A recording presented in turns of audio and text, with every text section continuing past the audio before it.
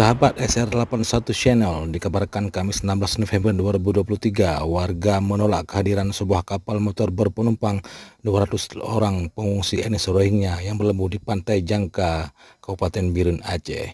Kapal motor tersebut ditarik kembali ke laut. Sebelumnya mereka diberikan makan dan minuman. Lalu mereka melanjutkan perjalanan dan berlabuh di pantai Ulema dan Kecamatan Marabatu, Kabupaten Aceh Utara. Namun warga setempat juga menolak kehadiran etnis Rohingya tersebut. Namun mereka sempat berlabuh dan diberikan makanan dan minuman, dan selepas maghrib kapal mereka ditarik kembali ke laut.